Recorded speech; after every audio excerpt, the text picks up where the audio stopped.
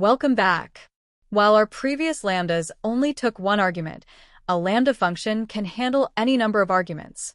In this short exercise, we will define a lambda that takes two parameters and returns their sum, demonstrating the multi-argument syntax.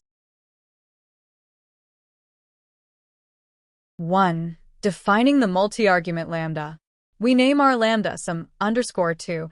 The arguments a and b are separated by a comma before the colon. The expression is simply a plus b.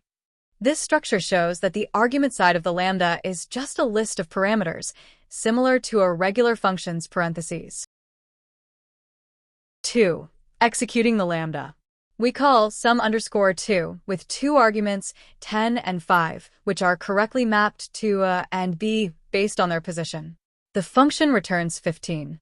In the second example, 120 return 120. This confirms that the lambda correctly handles multiple positional arguments. 3. Lambdas and dynamic typing. Since lambdas are functions, they also follow Python's dynamic typing. The same addition operator works differently when used with strings, performing concatenation instead of arithmetic addition.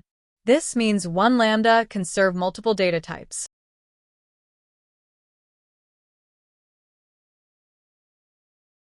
To summarize, lambdas are versatile.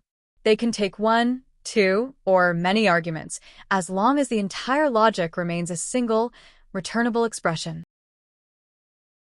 Our next lecture 13.05. Using a filter. See you there.